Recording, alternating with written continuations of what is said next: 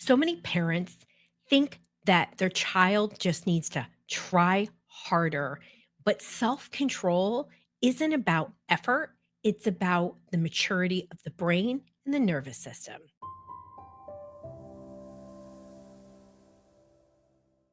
So, why do kids struggle with self control? It's a conversation that I have every day with parents who come in to see me or who are in one of our groups.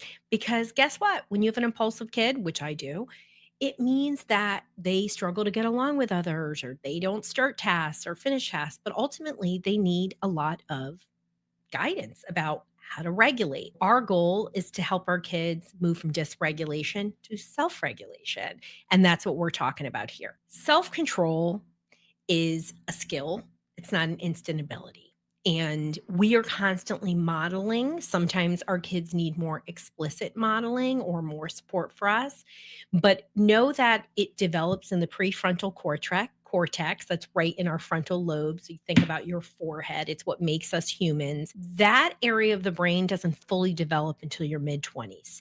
Takes a long time. And some kids develop slower, sometimes because that's who they are, right? Sometimes we're not providing enough explicit reinforcement. Sometimes kids have clinical issues or area or they're neurodivergent. They're kids with ADHD or autism or learning disabilities. It's just a slower timeline. It doesn't mean they're not going to develop those skills. It just means we need a little more elbow grease and love and support around it. Okay.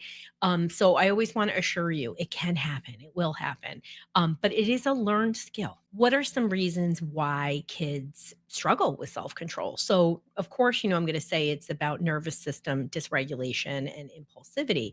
Now, if you have a kid who's in fight, flight, or freeze mode, they're going to struggle with regulating impulses because if you've heard me talk, when they're activated, your frontal lobes actually go offline so you can act without thinking. It's something left over from the caveman times, but we want to look for signs of nervous system dysregulation. So, those signs of understimulation, like trouble listening and focus, following through on things, or overstimulation, the sensory reactiveness, the big emotions, trouble recovering, anger, problems with transitioning and being very reactive about it. When we see some of those signs of nervous system dysregulation, then we have to say, well, how does that tie to self control, right? Because when we regulate, then we can work on self control, right? Doesn't matter what the issue is. So, another main reason why kids can struggle with self control is due to executive functioning delays. So just know that different parts of the brain develop at different times. These things we're talking about, you can actually create, change through different behavioral interventions and habits, right? You can have an IQ of 147 and struggle with nervous system dysregulation, executive functioning, or some of the other things we're having. IQ is independent of these skills. Yes, IQ can help you, sort of, but it really has more to do with, are you willing to learn? And is if your nervous system is regulated enough to absorb it. So hopefully that's a ding, ding, ding aha moment for you. So many parents over these 30 years are like, my kid's got a 122 IQ, but they can't flush the toilet or they get upset all the time because there are other skills. So, the brain has regions. And, that's one of the cool things I love about QEG brain map is because we can just see what's regulating and not. But the behaviors are a clue, right? That's why I like to talk about. So, executive function delays, how does that impact self control? So, first of all, working memory. So, if you can't pause before taking action, you're going to struggle, right? And memory is a part of that. What did they just say? So, we have three main types of memory, but all many different forms. And so we have short-term memory, working memory, and long-term memory. Short-term memory is you just need to know something for a second. Working memory, you're going to do something with it, which is a very heavy load on students. And long-term memory is I can store it and I can access it, right? And kids can be great in one and terrible in another. And attention is a necessary prerequisite, right? But if you're dysregulated, you can't always pay attention. Kids with executive functioning difficulties typically have weak cognitive flexibility. You're going to see they struggle to shift gears to end one task, start another, switch their attention. You might even be to shift emotions when they're uncomfortable. You're going to see it in that way. Another major factor that impacts self control and the development of it is too much screen time. So, when you're on screens too much, now they found a research study that found that 40% of 2-year olds have their own device.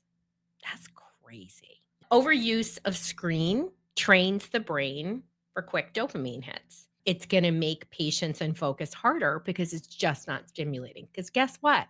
Not every form of learning is going to be stimulating. You must do it. That's just what it is. We know that in our jobs and things that we do. Low dopamine, right? The other side of the dopamine spike is the low dopamine. You're going to be more impulsive, and high dopamine can lead to aggressive behaviors. And, this is all science and research. And so screens can fuel both of these. So, when should you be concerned about your child and their lack of self control? High levels of dysregulation. So, your child is dysregulating a lot, a long time, and poor recovery. You got yourself a problem. Right now, we don't know what the problem is. Maybe it's your child's internal workings. Maybe it's environmental factors. Maybe you're a super strict parent because that's going to produce that. And there's got to be an impact on home, friendships, sibling relationships, school, right? On the flip side is if you're doing everything right, you're co-regulating, you're approaching your child in a regulated state, you're teaching, you're focusing on teaching and not punishment because you can't discipline out self-control issues. You got to teach them how to regulate and do that. And they're still not moving forward. So, you feel consistent. You might even be already working with a therapist or talking to school. We're not shifting gears. So you really want to find the right provider to give you help. You know where to find me. You can go to drroseann.com/help if you're looking for help. And we have all kinds of solutions to guide you in the right direction. Just know that self control struggles aren't about bad behavior, it's about brain development and where they're at in their brain development. And kids of any age can learn these skills. Stay tuned because in the next episode, we're going to talk about how to increase self control in kids. If you're watching this or you're listening, please make sure to subscribe so that you can hear about how you can do this in practical ways.